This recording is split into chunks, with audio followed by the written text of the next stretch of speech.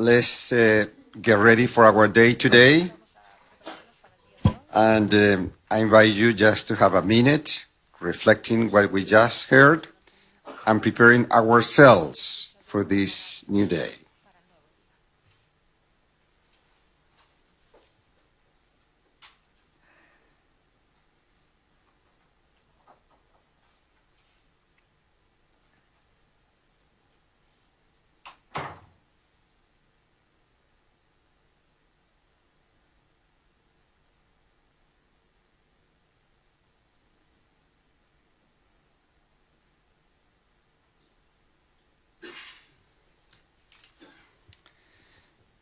Lord, we are here at the Cova of Manresa. We are here because you have invited us to be educators. We know that this is a great challenge. We know that you have invited us to come here, to come back to our roots, to find the meaning and the strength that we need for our work, to renew our faith, our hope, and to continue the path of renewal, of discernment that we always need to do. We trust in your grace. We trust you as St. Ignatius trusted you here in Manresa to help us to find the path, to find meaning and strength. In the name of the Father, and the Son, and the Holy Spirit. Amen. So I'm going to invite now Montserrat del Pozo. She will be our speaker today, as you know.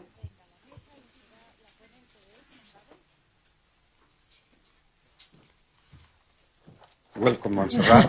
Thank you. Thank you. And let me introduce Montserrat to you. Montserrat is now the Superior General of the Missionary Daughters of the Holy Family of Nazareth. So we are really very grateful to Montserrat to find time for us, to be here with us this week. Montserrat del Pozo has a bachelor's in philosophy and letters, superior technician in image and sound, master in psychology and family management, graduate of the Institute for Achievement of Human Potential in Philadelphia, graduate of the National Center for Teaching Thinking at the University of Massachusetts. She has participated in Project Zero at the Harvard University in Washington, the Learning Community in Indianapolis, the 4th Visible Thinking World Conference in Amsterdam, and the Conference on Thinking in Sweden and Reggio Emilia in Italy. She has been a participant and lecturer for multiple congresses, courses, and conferences in Colombia, Venezuela, Paraguay, and Brazil. She has written several articles for the publications like Padres y Maestros, Cuadernos de Pedagogía, Aula, and Magisterio. She has more than a decade of experience helping teachers in missions, especially in Cameroon, Africa. She has been awarded the Premio de Innovación Educativa, the Educational Innovation Prize in 2010.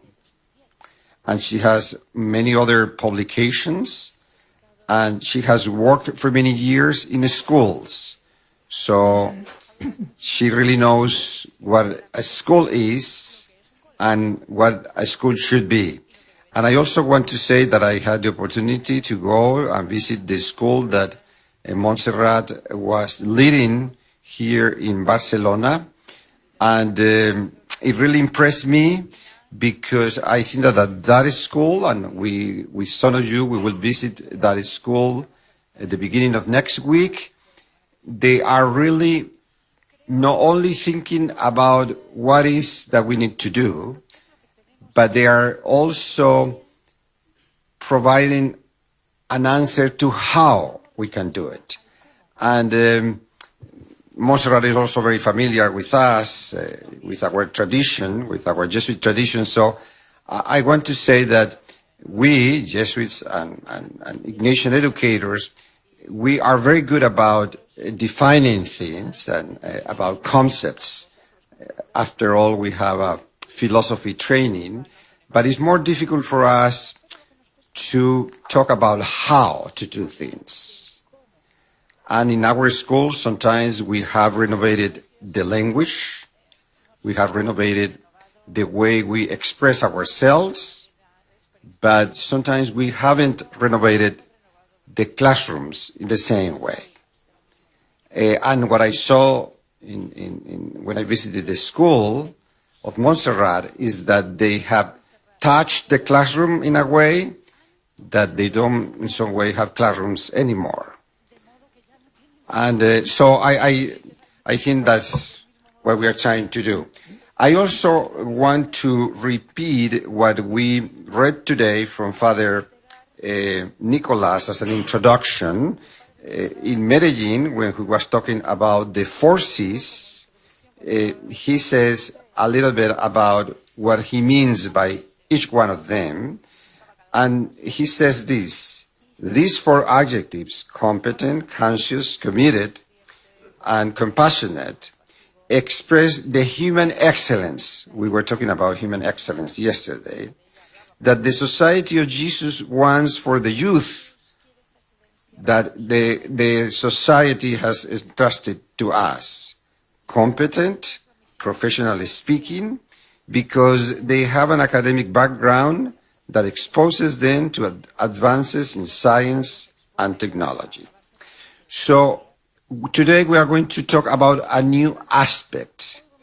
We will continue talking about human excellence, but today we go to a different topic. Of course, there are many links to the topic that we saw yesterday, and as Javier was pointed out at the beginning, yesterday people were beginning to say we need to talk about the curriculum, we need to touch the classroom, but today, talking about competent, we will have the opportunity to say more about that.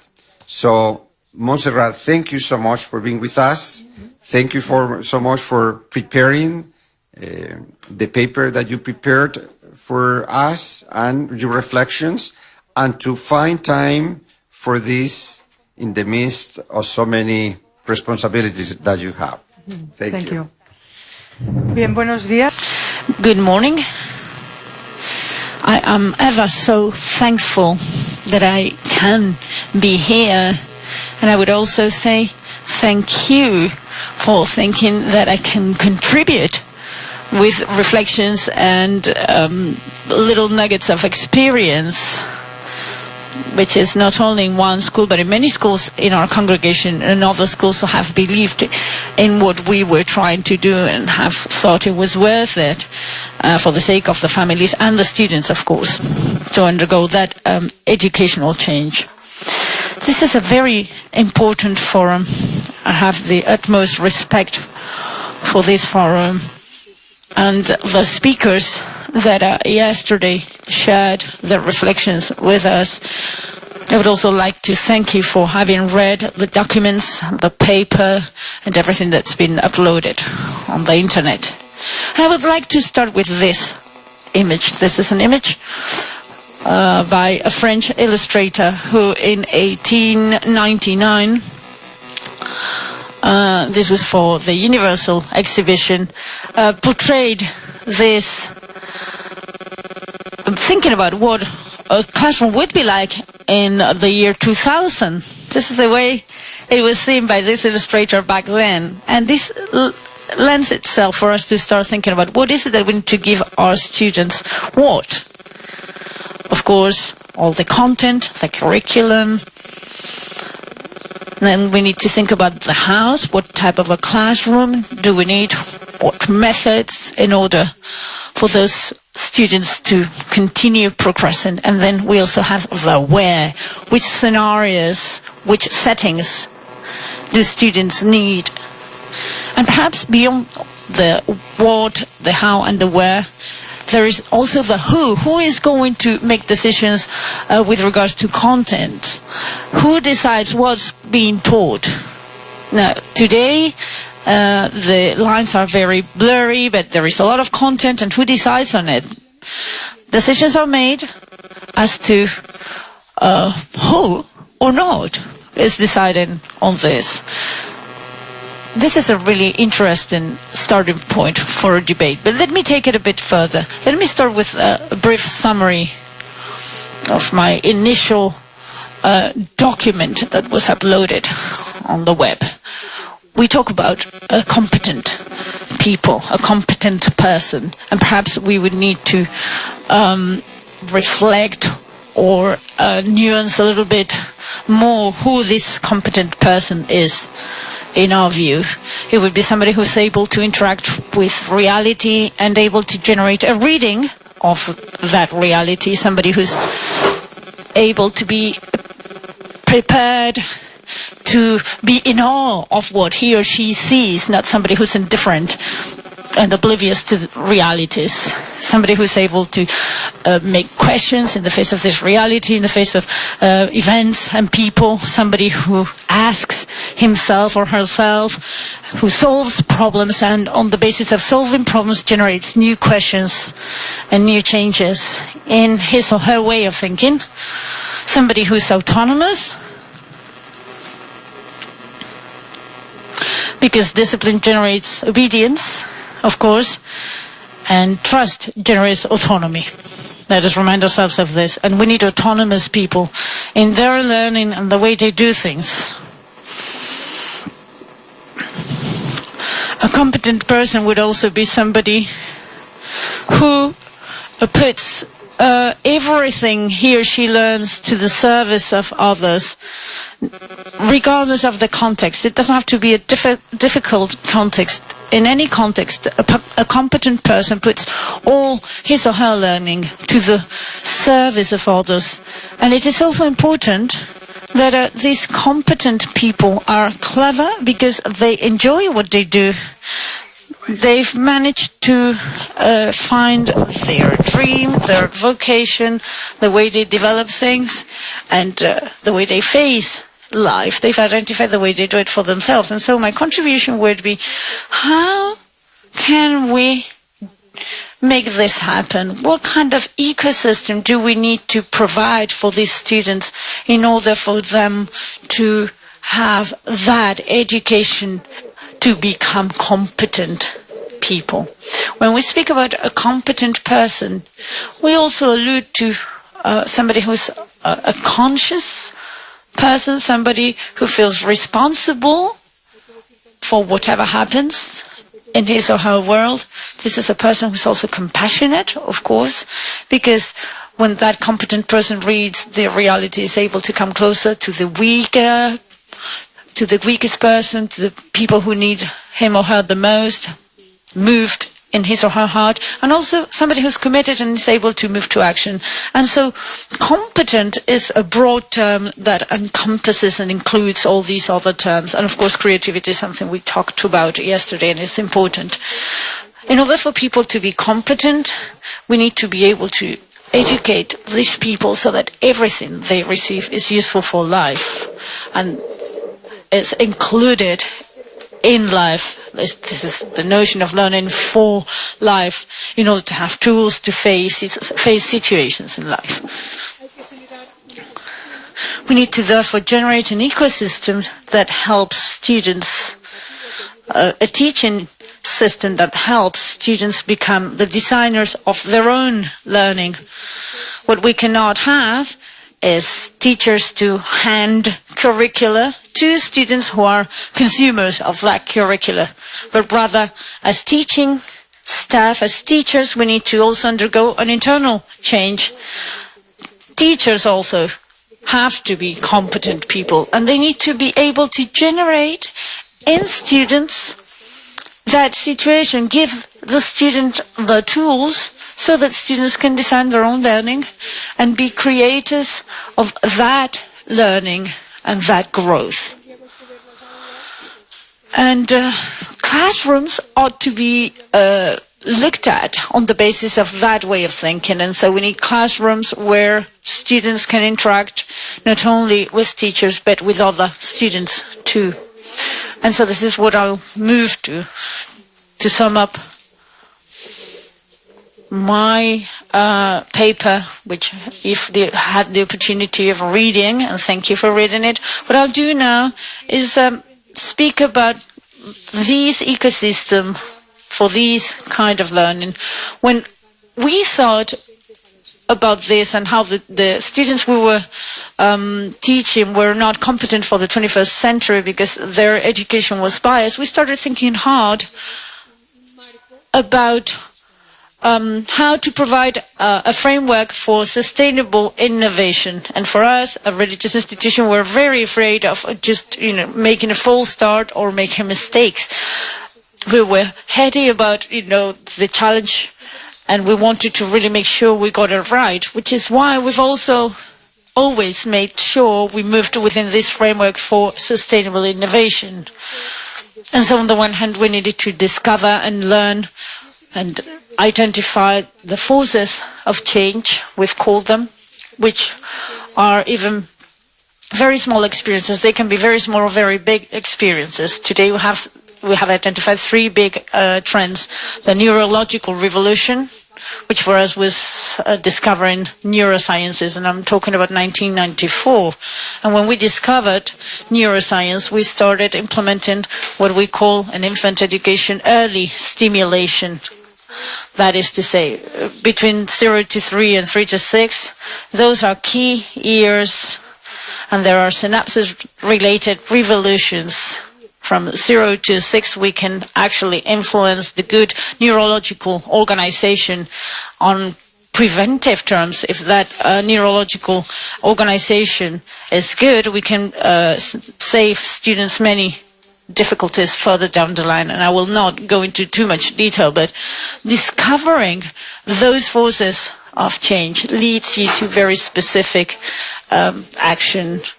These global competence, we speak about this appetite to live in the world and transform the world in students, also led us to specific curricular frameworks. And the same goes for the digital revolution. So those are the three forces for change. And within this sustainable innovation, we had to identify those forces of change. Some forces of change can also be dictated by the political situation or the government doing. But beyond doing that, we also have to look back.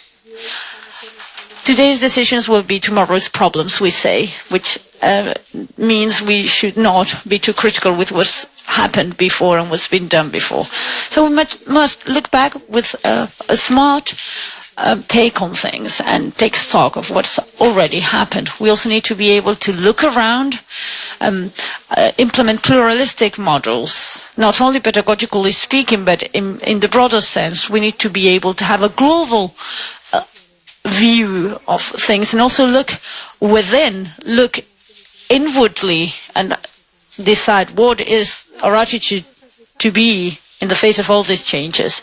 And when we discover those forces of change and reflect upon them, we soon realize we need to act.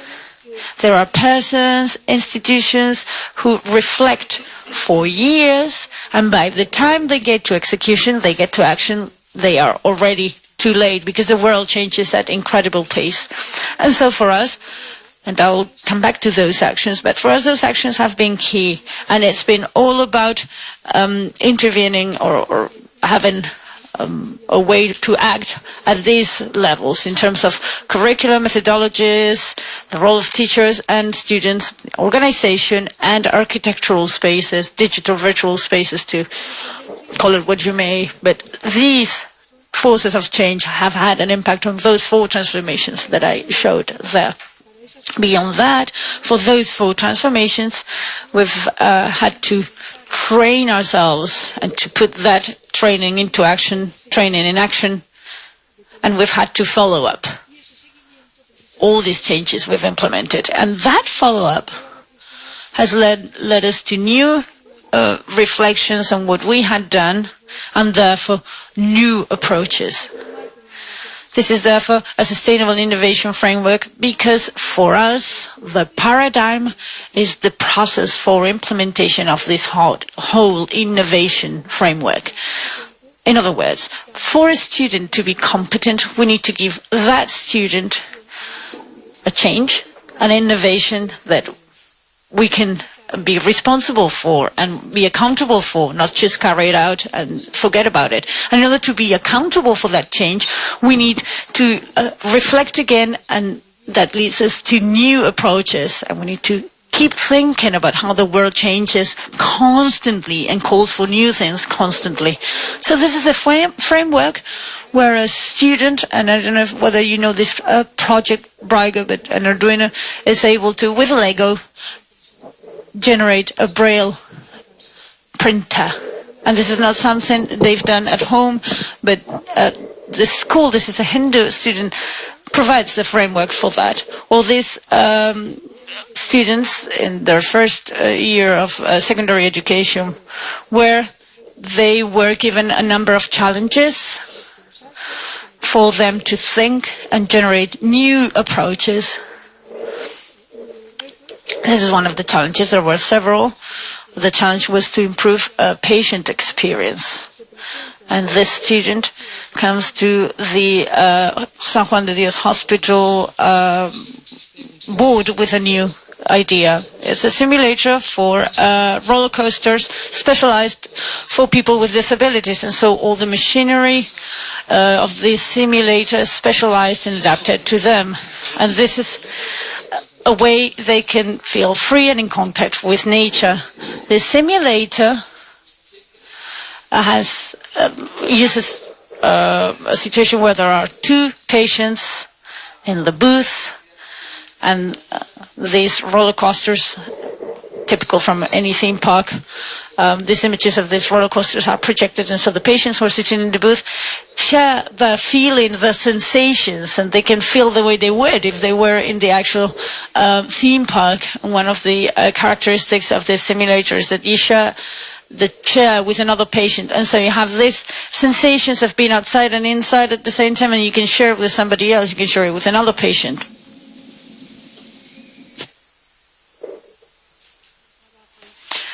That's a work that they've carried out in groups. There's 12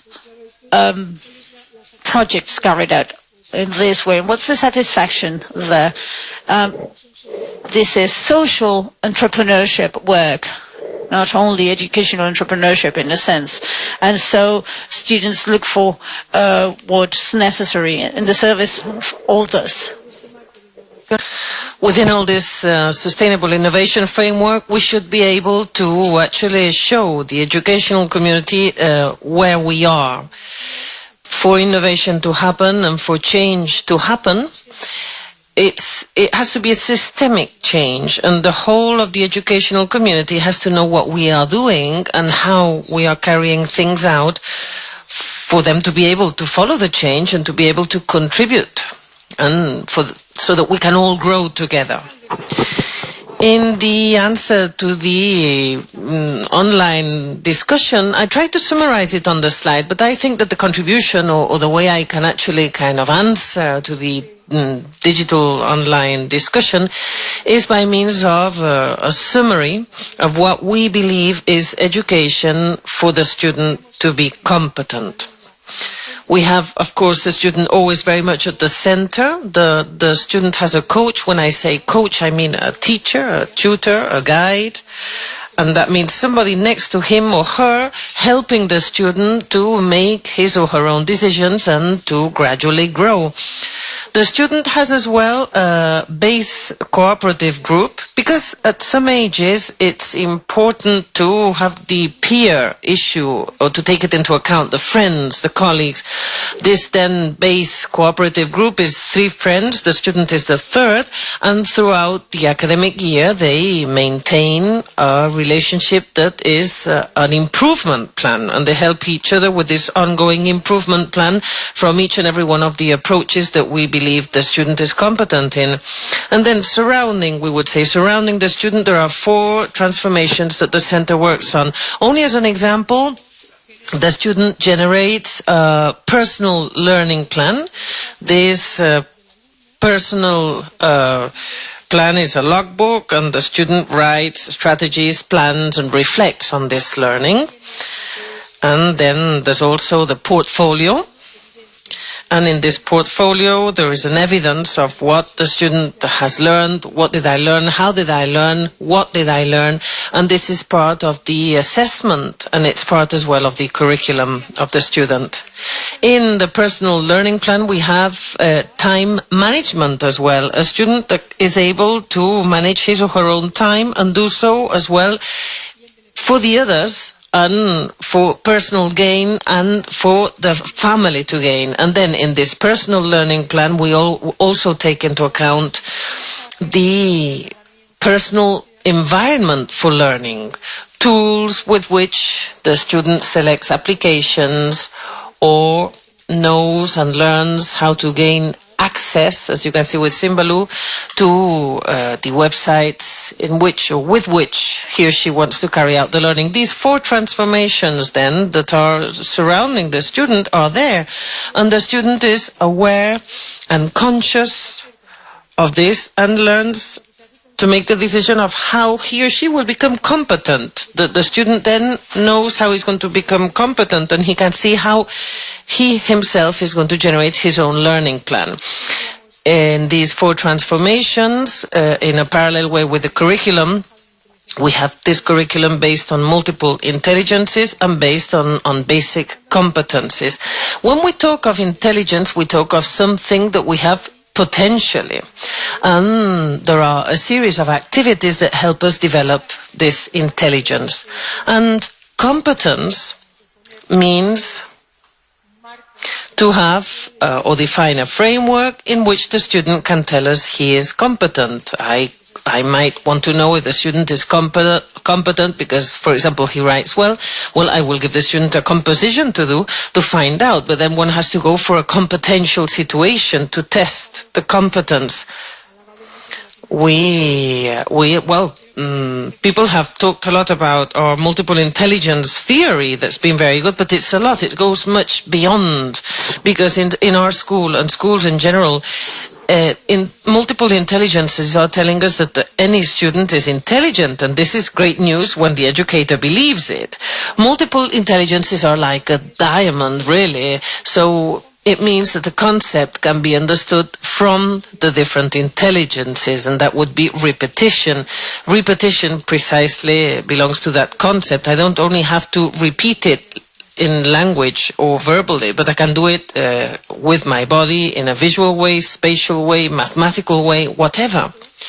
So, in this first transformation that we give the student in that new curriculum, we could include, for example, entrepreneurship, social entrepreneurship. This is part of curricula now, but in 2004 this entrepreneurship issue didn't exist, and even less social entrepreneurship. We could include chess as well as part of the curriculum, as part of mathematics, why not? We could have the school workbook, it's very important. So a new curriculum, a new interdisciplinary curriculum that is contextualized, and we could generate a PBL. That is, the community of the Manresa House, for example, has decided to generate new access to the House of Exercises. And in order to generate this new access, it is requesting you, the students, to carry out a research plan saying how the access could be made larger and how 4 cars could enter instead of what we have now. So the teacher has already thought out the goals regarding mathematics, geology, or all the subject areas you want to include. And it will be the students, the group of students that will think about how to design this reformed access.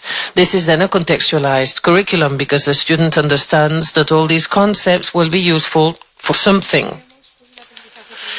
There is also plurilingual learning, language issues, and many subject areas taught in different languages. I think it's important when we think of the curriculum, and I'm saying it because it was mentioned in the discussion, that a curriculum has to be contextualized, because for many students, the abstraction of the curriculum really doesn't get to them. And I mean, multiple intelligences are there for understanding. More than learning, we want the student to understand, so that that understanding can lead the student to other concepts, to other relationships, and to thinking. So we would also have a methodology based on the student. The teacher stops or ceases to be the protagonist, and a methodology especially addressed to service. Current students nowadays understand this very well, this service orientation. I mean, you must be able to offer this to others. For us, cooperative learning is vertical. In all our schools, we work in a cooperative manner. Tables and furniture is there in a cooperative way and setting. We think that a student that cannot work in such a manner is a student that in today's world is going to find it very difficult to work. And when I say cooperatively, I mean that there are a number of different roles that all students must work on. Some people say that this cooperative work doesn't allow interior or inner self-work and individualization, but I think it's precisely the contrary, because cooperativism helps develop personal competence, then critical and creative thought. It's very important, essential that students have graphic organizers. Before, people used to think that this was worked away from curricula, but nowadays we see that thought has to be within the curricula, then technologies as tools, as a means. In some countries where it's so difficult to have resources, this can, if needs be, not be used. And then there's the issue of experience-based learning. So you see, it's a bit eclectic. It takes a bit of everything, but this makes sure that every student is successful in what he or she does. This methodology of left and right hemispheres and design thinking. And then in this methodology, there's the personalization as well of learning. The student should not wait for the teacher to enter the classroom to start working, but rather the student knows what the itinerary is. Here you have one of maths. I don't want you to understand everything. It's just to give a flash of what we do. But here the student can select and choose whether to carry out some exercise, a problem, or a project. Or the student might decide to go for a kind of test in order to see whether the knowledge has been assimilated, and then go on to another subject area. So there are itineraries for the student to decide the direction of his or her learning. And then we stop that definition of first year of secondary, second year of secondary, or 14 to 16 group, because the student within maths or within physics, for example, we apply this especially in mathematics, it's a step learning. The student can follow his or her own way or itinerary. So we talk of curriculum and methodology. Many get to this, but the assessment is not changed.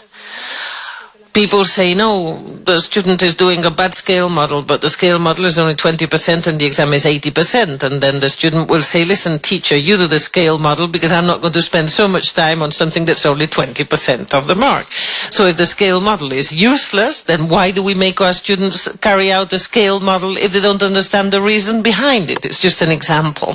So the way we evaluate, we assess, we mark has to be based on evidence and done for learning.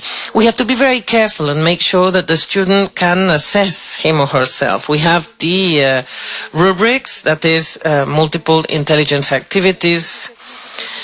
Multiple intelligences does not mean to sing a song, but rather to know very well what our goal is for students to sing. Then all the issue of portfolio, self-assessment, peer assessment, and critical friends. What is this? It's a special, some protocols for students to help assess and evaluate the projects that people are thinking of in the classroom.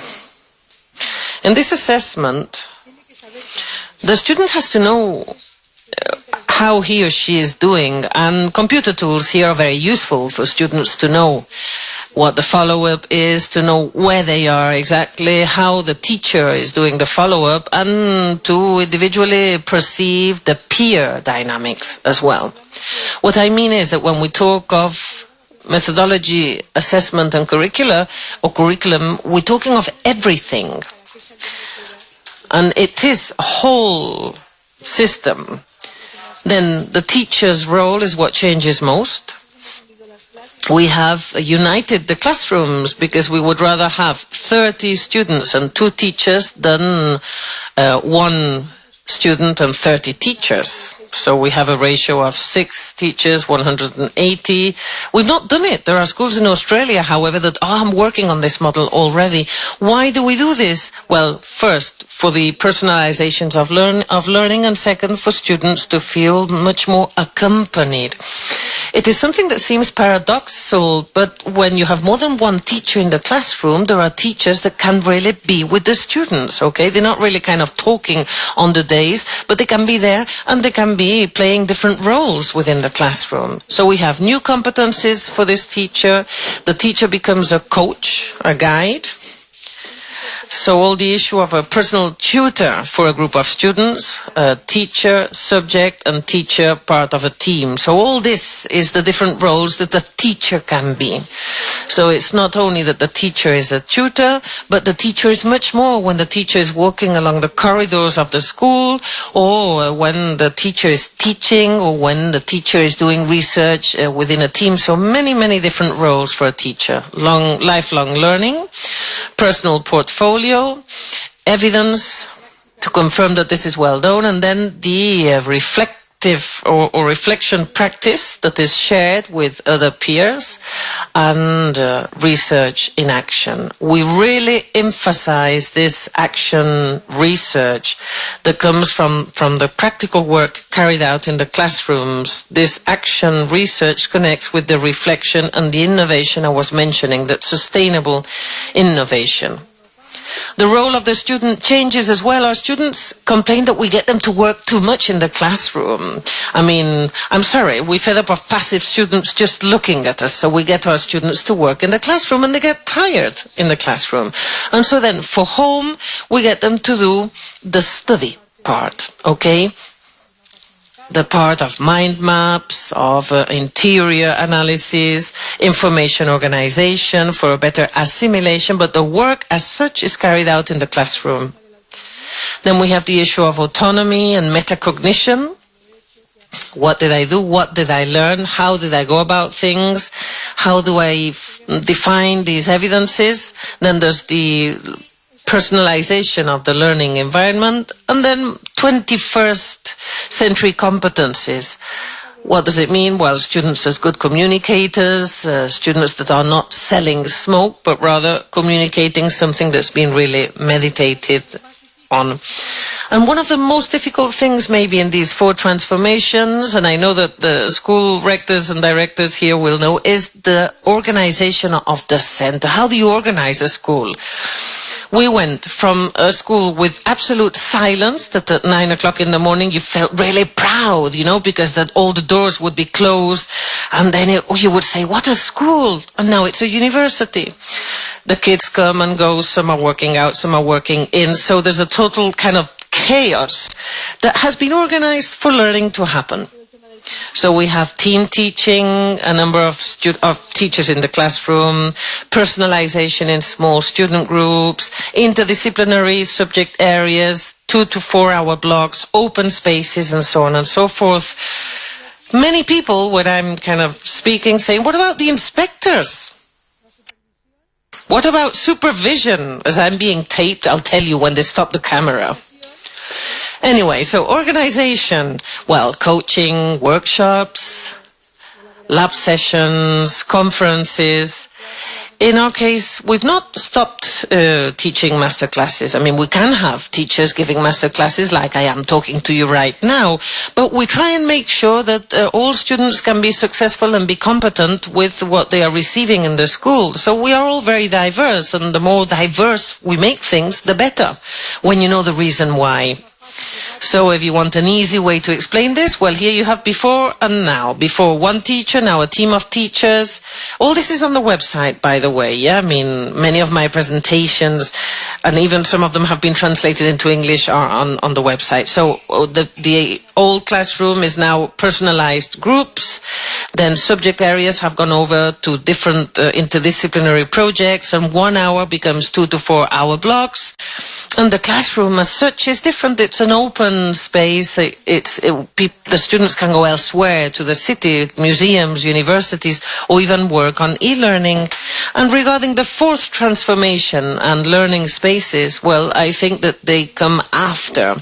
Depending on the learning space that you give to your students, teachers are going to have a hard time of it, because they will need many microphones with 180 students and 6 teachers. Imagine how many microphones to get the students to listen to you. So at least on the basis of our experience, learning spaces, have to come after methodological change, because you have to make sure that the teacher asks for the new spaces.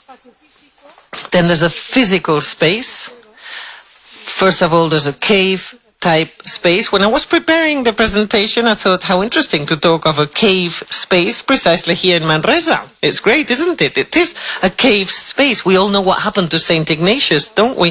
So we have this cave space in our classrooms, an area where students work on their own and they reflect on their own, and you can generate these spaces for the student to have the possibility of being on his or her own. It doesn't mean solitary. There are other people working next to them, but each one in individual learning. We also have a kind of camp space, as you can see here, where one is explaining to many. It can be the teacher, it can be someone else. And then a space that we call watering hole, where people work in a group. So any architectural space should have the possibility of these 3 main spaces. Any physical area should include these 3. And then we have a digital space, of course. And here there's the sharing of blogs, there's the sharing of knowledge, and you have to show the knowledge. And then all the issue of e-learning and working as well.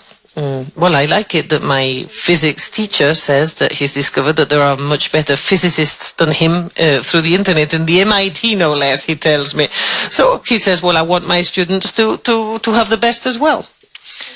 Anyway, so as you see, this is the way we move, always with the student in the center, a student generating his or her own plan, a student that is guided or coached, but not the instructor, but rather the guide, the coach gets the potential of that student to flow. Then I should talk about cooperative work, but then we have those 4 transformations occurring for the student to become competent. Some people say, what about the pastoral? Where's the spiritual side of the student with all this? Well, it's here in everything we do. Because for us, it's important, the love of Christ is essential to discover your vocation in life. And for that, the whole curriculum, the whole organization, all the roles are actually incorporated into different experiences. But we don't separate the academic part from the spiritual part, but rather it is all together. The whole of this means it is a spiritual center, and we want that pedagogy and that spirituality to go together. And sometimes even there might be one diluted in the other. Sometimes one is more important, sometimes it's the other. And that is the way it keeps flowing. There is something that is a defining trait of us as the daughters of Nazareth, which is daily training. In all our schools, from, I was going to say 0 age, but from 3 years of age to 18, we have what we term training or reflection. This training or reflection, we are asked, what is it? Well, it's Ignatius, isn't it? It's God, Jesus Christ, the church. How do we teach this? Well, this is what we work on most. What videos can you find? What point of access? News? How do we talk of Messi or the Barcelona soccer team for the student to perceive what we want to say about God or Jesus Christ, for example? I'm saying this because this daily training is what would eventually trigger the examen of Saint Ignatius, but we try and make sure that this is varied.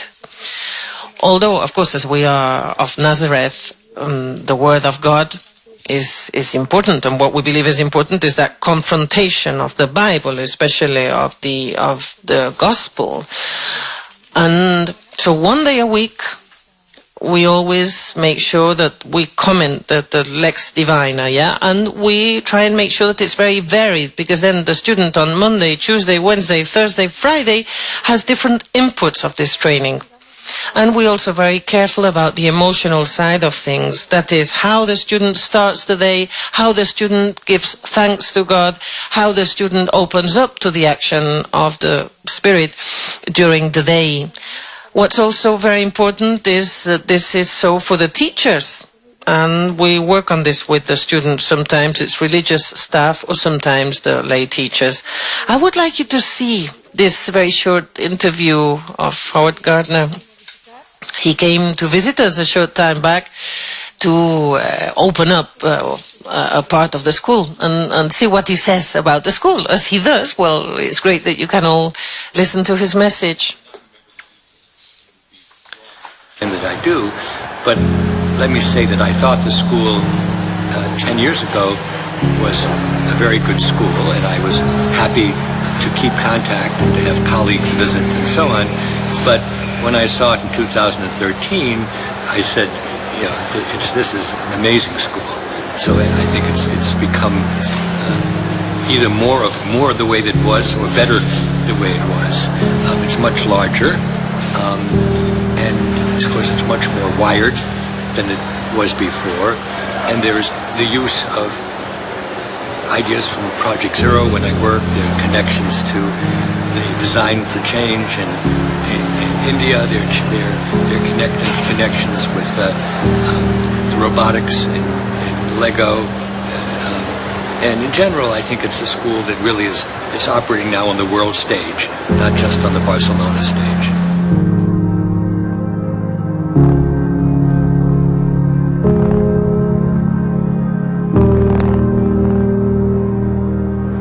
I always say that there are two principal educational implications of multiple intelligences.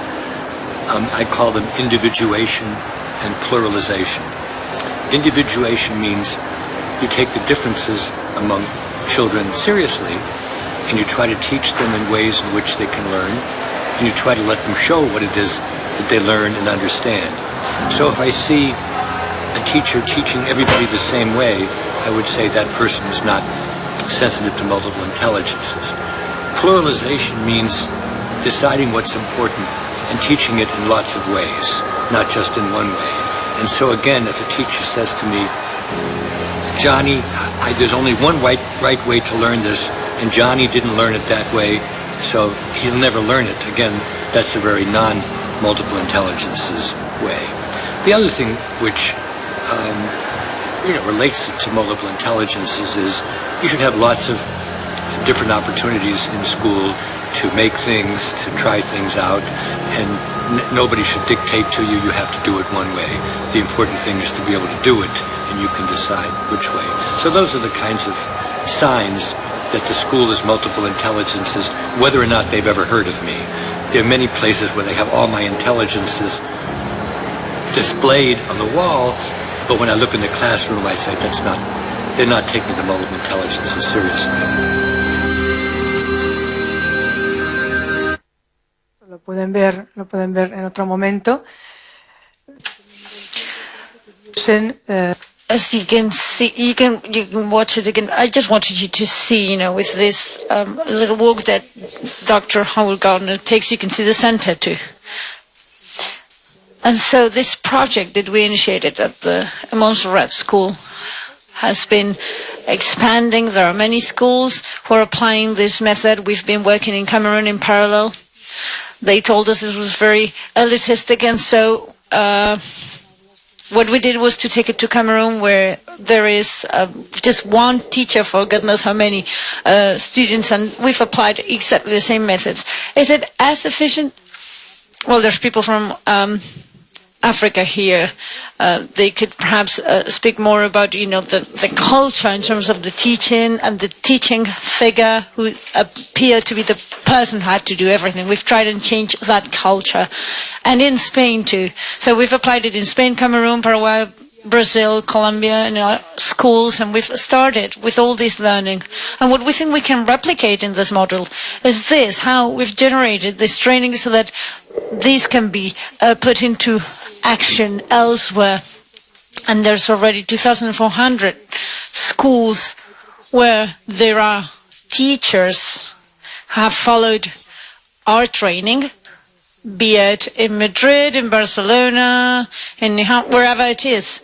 And we do not, our business is not the business of training the teachers, but we've been asked when we did our training for our own teachers whether other people could come. And so in the last 5 years, there's been a certain boom in terms of, the unexpected boom of other teachers coming to be trained also.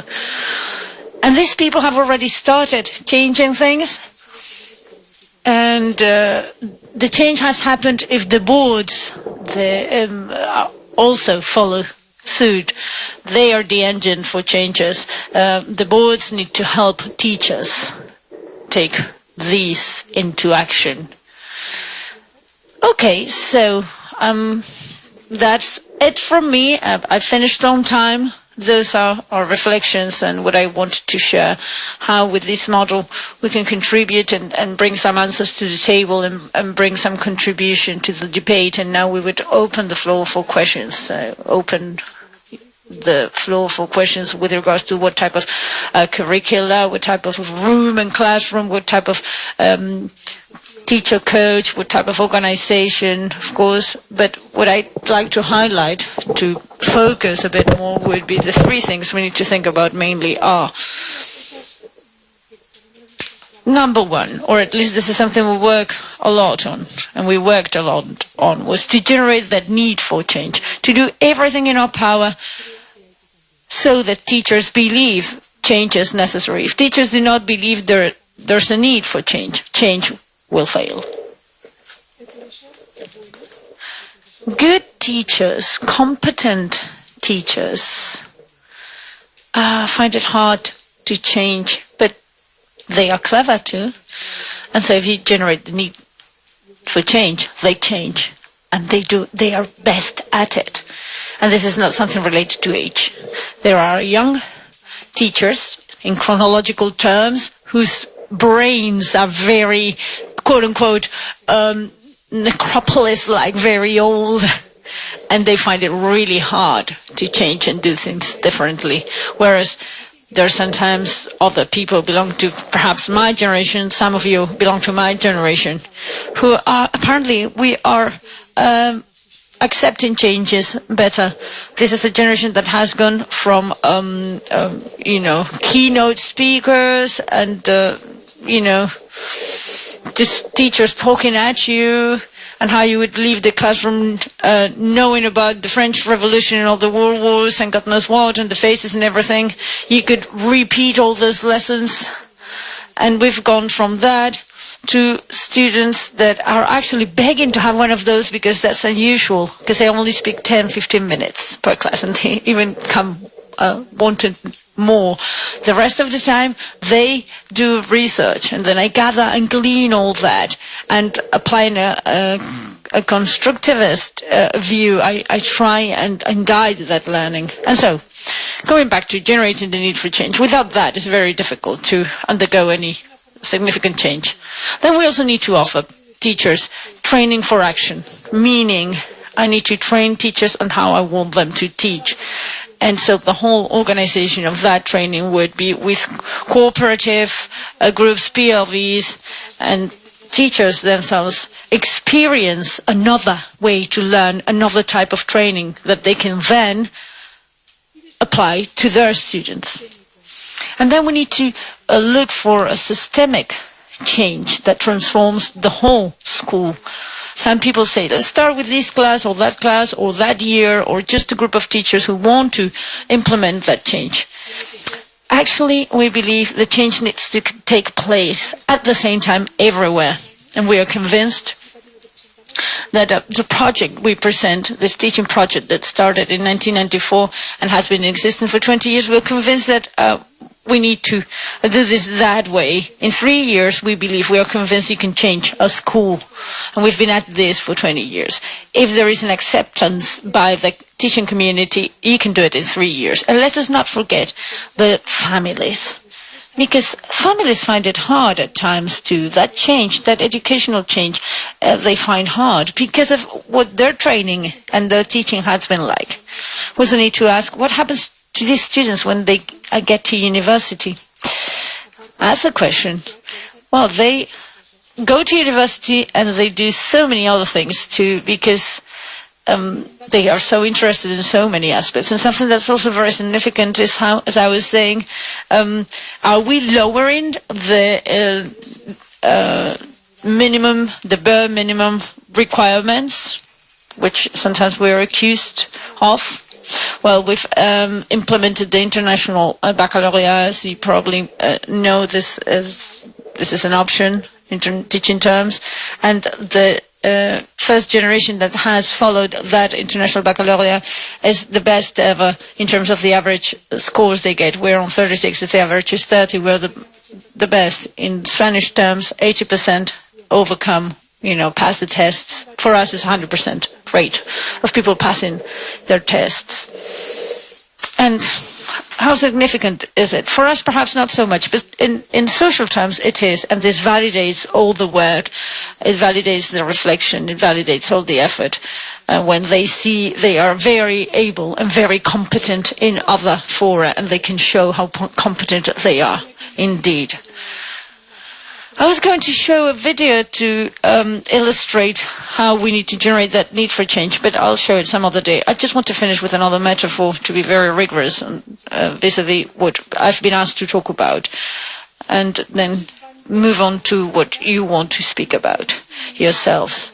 Many people are driving along the road and say, we're going too fast. Some might say, there's no signs, we're going too fast. There's no signs, rather traffic signs. And yet, what the world wants from us is for us to travel this road, not that other road. We cannot go fast on this road. We need to do it differently, but the way we're going now. What the world is calling us to do is to travel this other road, and the more we realize and the more we welcome that, the more we'll be able to give our students what they need. And what we need to generate in our students is actually self-confidence more than anything else.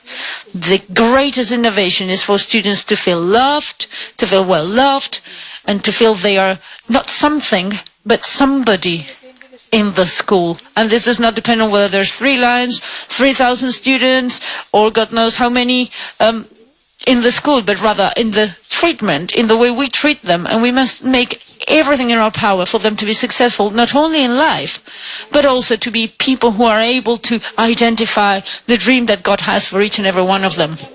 And so let us not look at education as a problem that needs solving, but rather as a miracle that we are to embrace, a great opportunity that we have. It is therefore to be with our students and help them and think about them as the protagonists of this world. Thank you.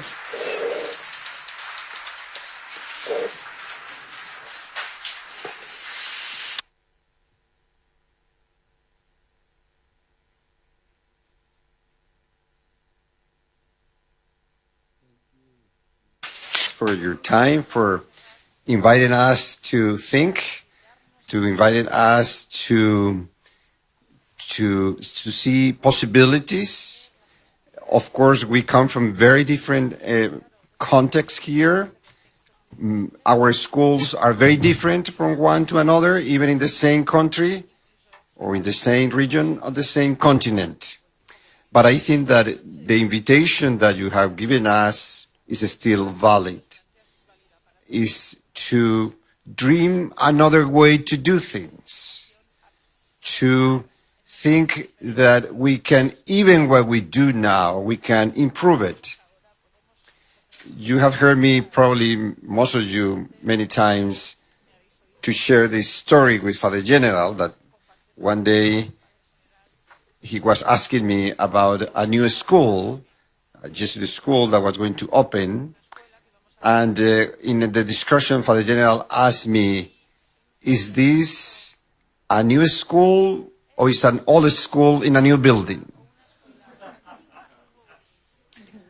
And I said, well, in this case, I think it's an old school in a new building. But that also means that we can even have new schools in old buildings too. We have many old buildings. So I do think that here there is a very important invitation for us. Because again, we do like, and the problem now, as Montserrat was pointing out, is that we are not only talking to you, we are talking to the world now. That's the problem with all this technology. But I think that the invitation here is a strong invitation really to think about how we do things. We are very good. We have wonderful documents. We have wonderful reflections about the meaning of education, the meaning of schooling. But I also must say that sometimes when I go to the schools, sometimes I can observe, not in all of them, because in some of our schools, they are doing many good things too, and very creative things. But in other schools, probably what Gardner was saying, you see in the walls, they talk about multiple intelligences or the 4 C's or the 3 C's, but then you go to the classroom, and the classroom is a classroom that is very difficult to believe that what you saw in the walls can happen in the classroom. So I think that that's a little bit the challenge that we have here. And for us educators, it's very good to be able also to focus our discussion in what we do in the classroom, the way our schools are organized, the way we do the curriculum too. So those are many of the suggestions and the invitations that we have here. Before opening the floor, let me invite you to also have a short reflection and see what it is that we are feeling now after hearing this presentation, after reading the presentation too.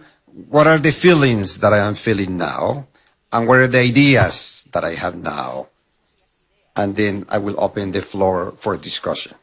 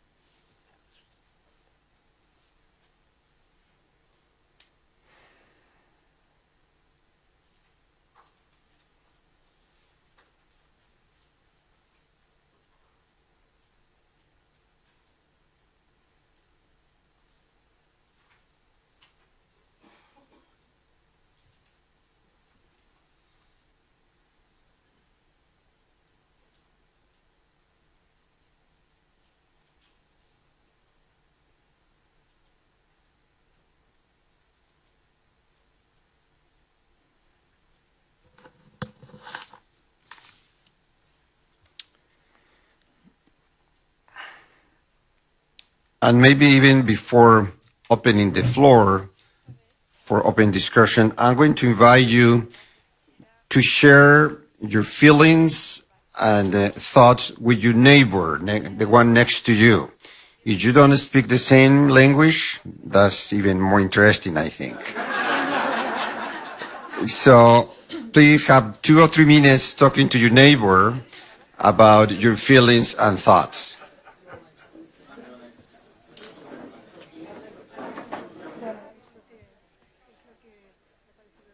Yo creo que es muy interesante. Y como digo, a mí me parece que lo importante, y por eso lo quise decir, es lo sugestivo que nos estás dando. Sí, lo inspirador. Y yo creo que ese es el mensaje más profundo, porque mal haríamos en poner a discutir elementos del modelo, sino más bien cuál es la invitación aquí de fondo.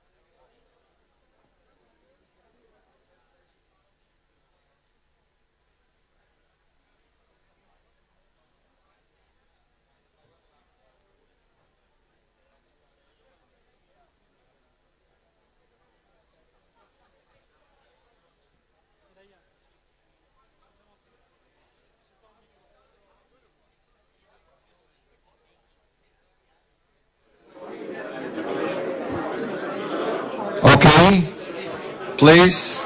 So let's go ahead with the discussion now. And we did it yesterday.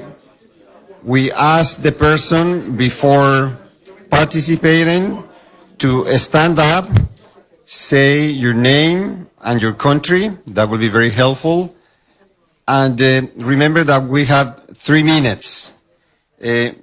These technology things are very good, so I will keep track of the 3 minutes, and when the 3 minutes are up, I will say just time. So I think that that can be helpful so that we can really have the opportunity to hear many people. So let's now open the floor for questions or comments, discussion. 1, 2, 3 now. One here. Carlos, Universidad de Deusto, Facultad de Teología. Carlos, Deusto University Theology School. First of all, my congratulations because you've achieved so much. Congratulations, and the presentation was wonderful too. And in 3 minutes that I have, I can say a bit more, actually. What these led me to is a deep reflection, I believe, for all of us. All of us need to think hard about the difference between going ahead of time and being prophets. As a theologian, I want to remind ourselves that Ignatius of Loyola stated that God was teaching him, was a teacher to him. And that's a school teacher at the end of the day. And that's one thing. And then something very different is to say that teacher teaches the way God teaches. And so the reflection, if I may explain myself, would be charismatic teaching according to Ignatius' charisma, vis-a-vis teaching with the latest advancements in pedagogy. Howard Gardner. Bill, and then Sonia. Bill Kameza from Boston, United States. I had 3 reactions, and I have read your paper and was looking forward to this very much. But seeing you make the presentation, here are my 3 reactions. I was excited. It was remarkable. I was scandalized that we haven't done more in our school, and I'm daunted by the thinking how can we possibly go forward, especially your last comment, which was, we couldn't do this piecemeal, little bit at a time. You have to do it all at once, on todo. That seems remarkable, because I'm sitting here thinking, no, we can build a school within a school. We can start small. And you say no. That is I think you need to tell us at some point what the obstacles were when you tried to start this in the beginning. Thank you, Bill. Sonia? Sonia Magalhães. Primero me gustaría felicitarte. I would like to first congratulate you for your presentation. It was wonderful. And then also congratulate you for the courage to expose your whole congregation, your whole schools to this type of change. And when you were talking about the feeling and how there was a lot of fear around how it would pan out, I want to share that my feeling is a feeling of silence, of calm silence. The questions are the questions that Bill was alluding to. How come we're talking so much and doing so little? And then also building on your presentation, what I find is that, at least for me, there is a very interesting starting point when you redefine the competent person and include consciousness, compassion, and commitment. That is not detrimental to space where we've divided up academic competence and pastoral training, and it basically brings a more systemic understanding of the concept, which we must bear in mind during these days. Yes. Buenos días, Amaya del Colegio. Good morning, Amaya from the San Sebastian School. Thank you so much for the presentation. It was very interesting and enriching. And perhaps I wanted to ask about this. You've talked about the teacher training plan and about so many changes in the role of teachers, of changes to the curricula, to the spaces, but we haven't heard much about the changes in the leaders so that this can become a reality.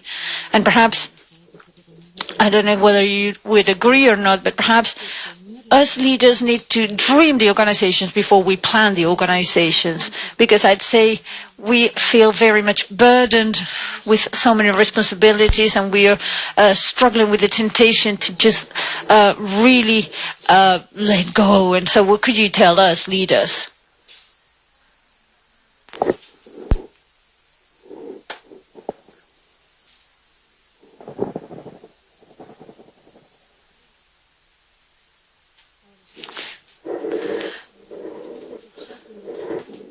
Hurdles and obstacles. There are so many. There are so many. Perhaps the key obstacle is fear itself. Fear in the organization, in the parents who said, I've brought my child to the school because I want this, this, and that, and you're changing it now. And also fear in the students, particularly the domesticated, tamed students who just turn around and say, no exams anymore? Have I done 25 or 50 of these? Or how are you going to assess if it is a group effort? And I've always gotten straight A's, and now the group is making my grade come down. So there's fears in everybody. How do you overcome fear? You put your trust in God to begin with, and also being clear as to where you're heading. And that's something that you cannot do on your own.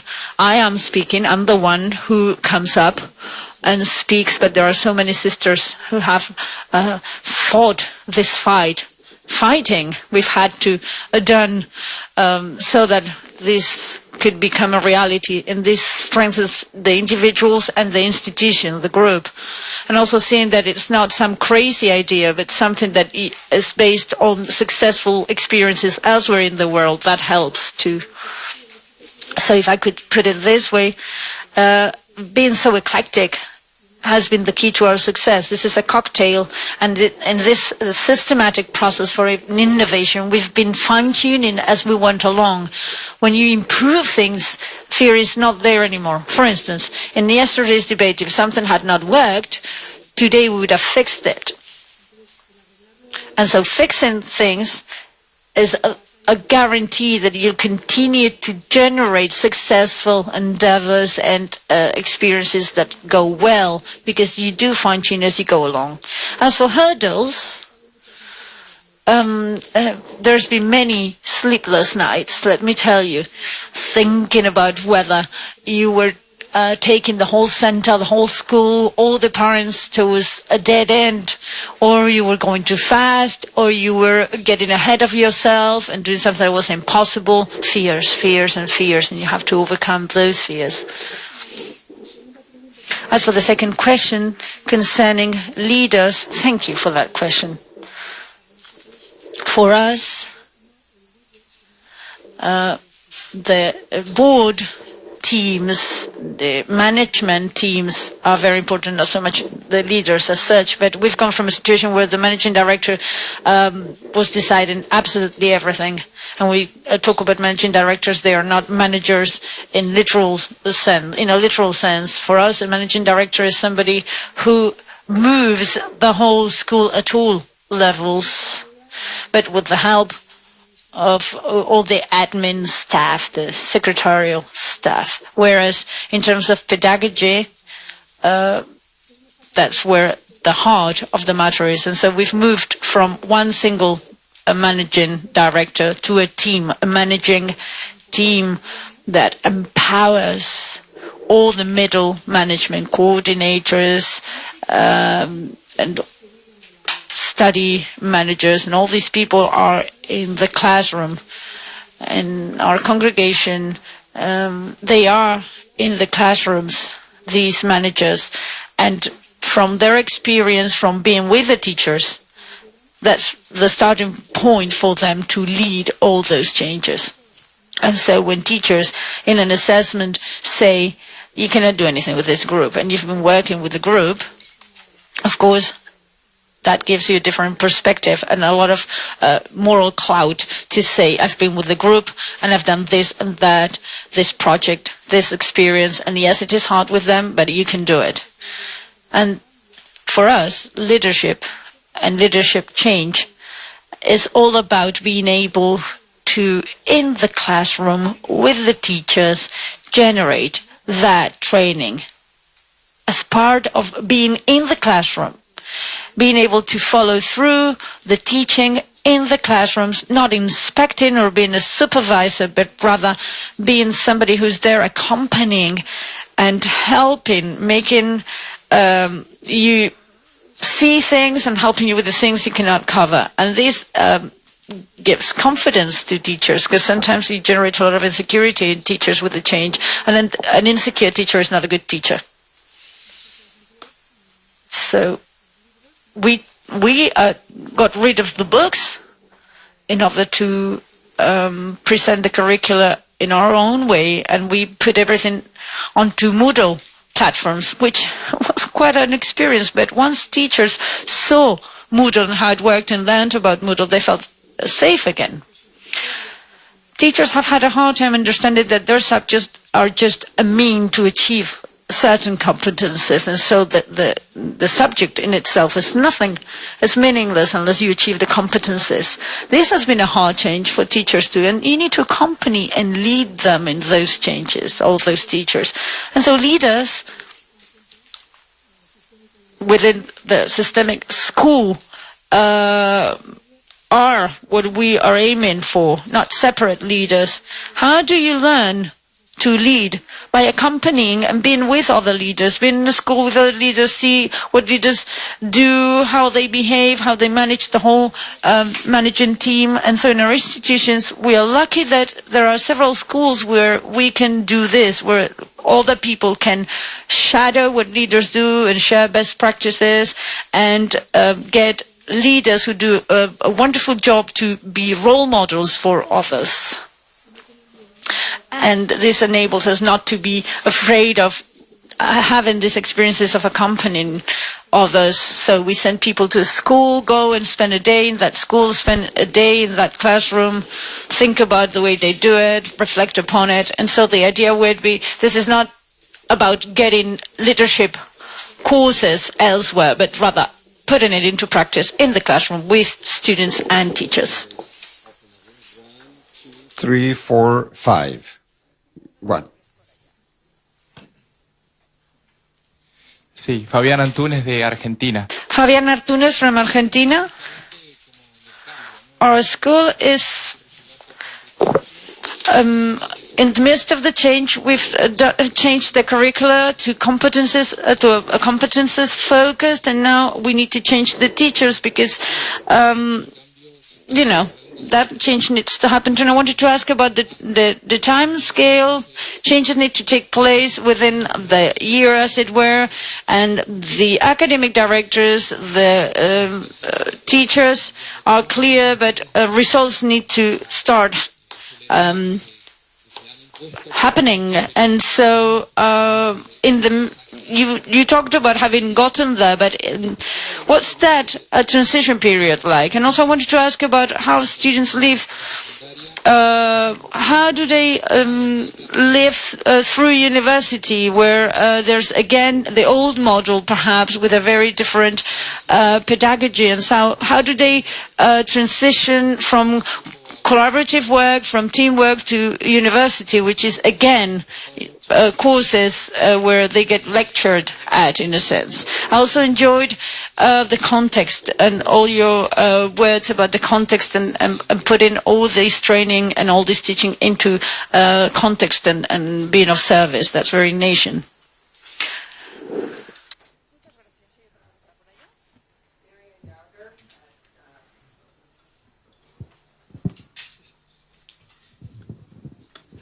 Marianne Gallagher, Washington, D.C. Your presentation just pointed out how one-dimensional the learning in my school is. And when I just would like to, I have a question about the need to generate change with teachers. And when you have students that go to Harvard and elite universities, what do you say to the teachers? I mean, where is the evidence for change? You're going to want them to change, but they're going to want evidence for the need to change. And the way that they measure their success is by our students getting into all the elite universities. And so what evidence do I want them to look at to see the need for change? Thank you. 3.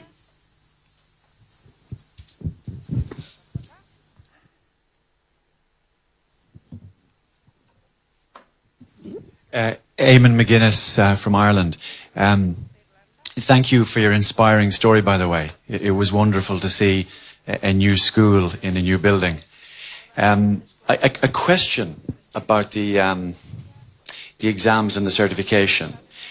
If I replay what I think I heard, and if you have a time, it would be great if you could elaborate on it. What I think I heard you say was, we do this wonderful education in this magical new way. Oh, and by the way, the students did the International Baccalaureate, and that went fine. It was almost as if it was a byproduct. So maybe what's the link, or how did you create the link between the curriculum and the exams and, that side of the story, if the question makes sense? Thank you. 4.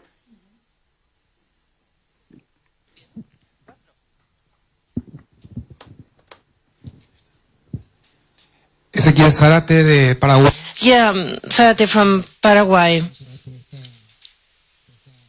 Yes, I want to thank you first of all for your words. And well, now my question has to do with what we talked about in Quito. Father Mesa was actually inviting us for this to be, our experience to be a window, not a mirror. And my question then is about your methodology in this International Baccalaureate. Because does this change the methodology, or do you incorporate your methodology to this International Baccalaureate? And second question about inclusion. I mean, with children, yes, it is true, they have different abilities. So how, when you get these children into your schools, do you take any student that wants to come to you and they get into the process with no problem? Or do you have a selection process, a previous selection process? And then there was somebody else, or? Yes, please, here. Paul sorry. Here, and Paul, yeah. I'm Francis Swami from India. First and foremost, congratulations for this revolutionary model which you have so successfully implemented. Based on this, my question to you is this: has any other school tried out the same model? My question is because maybe you had a very controlled situation which you could monitor and therefore you were able to get through this model. My second part is, in most of our school, whatever the pedagogy we are using, a lot of learning is taking place, but somehow or other we are not going beyond that learning to understanding, which you have very successfully done it in your module. And my third question is this module for only selected kind of students or selected kind of a society, or can this module be used universally anywhere? Thank you. And finally, Paul, and then Montserrat is going to talk, and then we will have other people. Please, Paul. Paul Donovan from Canada. You asked what our reactions were after hearing the talk, and I have to say that one of my immediate reactions is jealousy. I'm just finishing 10 years as principal and thinking, oh my God, I've been trying to do that and haven't come anywhere near it. So congratulations, really well done. But one of the things that you said, and I think this is sort of a key in looking at whether or not these things are possible, and it was partly brought up with the idea of using Harvard as the measurement of how well we're doing, and that's the idea of the convincing of the need for change. And so when I think of what's happened and what we've been able to accomplish and what we haven't, and what the obstacles have been, part of it is they say, well, look, our kids are graduating from our schools, they're going to great schools, they're getting great jobs, they're doing really well. Why are you pushing to say that there's such a great need for change? And while for me, I think part of that has to come from the whole idea of what it is we're actually trying to do in terms of developing students in a Jesuit school, that we're using the wrong measure when we're listing the things that we're doing. But I'm very curious as to how you would respond to that. And the second part to that is this. Most of our schools, again, I know the contexts are very different, but certainly in Canada and the US, a lot of our schools have elite students that are there. In other words, they don't get in unless they're very bright. And a lot of those kids will do well in whatever environment you put them in. You put them in an environment like my school, and they're going to do really well. You put them in an environment like yours, and they're going to do very well. And my question is that if we were to implement something that was more akin to what you had presented here, whether or not that would actually open the doors to our schools to lots of kids who right now can't handle it but could really succeed in that kind of an environment, and whether or not that's part of the motivation for change. Thank you. Thank you. So, Montserrat.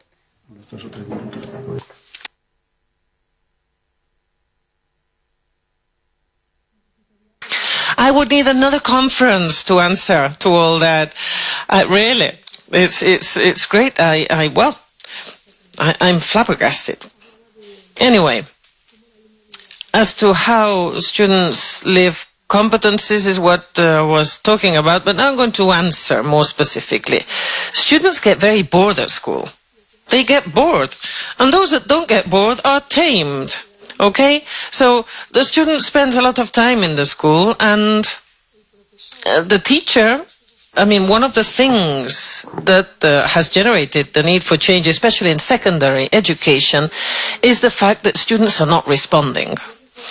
I remember a class about the Second World War, and I had a student in the front that was looking at me, and every time that student looked at me, I was more and more happy. I was thinking, gosh, aren't I doing my job well, Monse? What a class I'm teaching. This student is fascinated. And the student was looking at me as though I were the Virgin Mary, really. And every class I would go, I would look at that student because he made me feel so good. examine. 3 in the exam. 3. And I asked the student, but listen, what did I do to you? What were you looking? What were you seeing in me? Where were you in class? Okay, so if the student is polite, he looks at you. But there are many disruptive students in the classrooms, especially in secondary education, and depending to what social context they belong to. So in our case, we have inspired our work on very difficult schools, because we said if in difficult schools they've achieved good results, well then let us do so too in not so difficult schools. And it is very important that the student starts to understand that his or her job is not just to sit and listen, but to work in the classroom. And that is the competence model.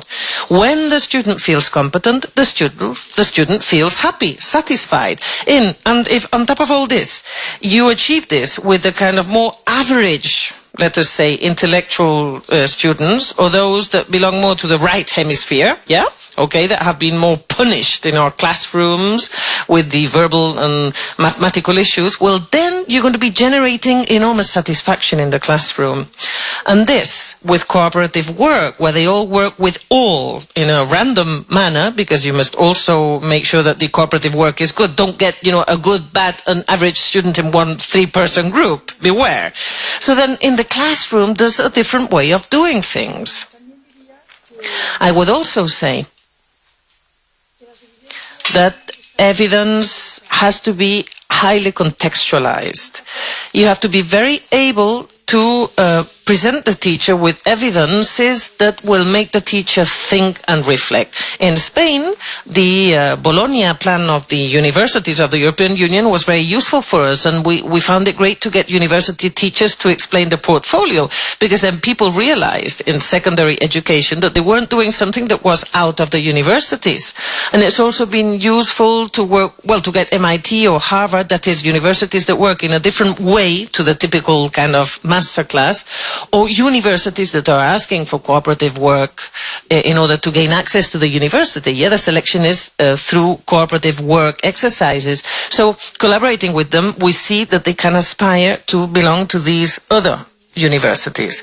Regarding results and examinations, this is something that parents and representatives are always very concerned about, to such a point that we have had to prove to the parents and tutors of the children that these students were indeed able to pass the standards, and that they were even above average. How do we do this? Well, we do it both in the baccalaureate, which is kind of the end, but we also do it at other levels, after primary school education, at certain moments in secondary education. So when our students get to this international baccalaureate level, that really is a bit the cherry on the cake, so to speak, because it's the maximum culmination, but then parents apologize for the things they said to the school, because they were convinced that the students would never pass. Yeah, I'm coming to an end. And then, regarding certificates and all that, yeah, we're careful about it. We make sure that they get all the tests and certificates and things that are necessary. Inclusion and access, well, through cooperative work, everybody belongs to the classroom. And in the classroom, you have a teacher that is kind of closer to the students in this sense. And then there is full inclusion. Let me tell you, regarding the question of the Indian representative, we think this works in any school, anywhere. And we have in fact trained teachers of 2,400 different schools in the world. And these teachers then have gone back to their schools and have worked on it. And the success has not come because of different social contexts, but when the managing team, the directors board of the school, gave the support to the project. Then we believe in access. I don't know, in China, Hong Kong, Korea, for example, countries where they want a type of student for a different type of school, that we would have to generate new schools or agree to have schools for social entrepreneurship, yeah? Because when there are students that don't have success, they have to go to special schools. So we believe in full access, no barrier. And I think I answered everything, didn't I? Unfortunately, we are out of time. It's 10:45, so we are going to have a coffee break now. and we will be back in half an hour at 11:15. So thank you and see you later. Yeah, I left some brochures outside if you're interested. Thank you.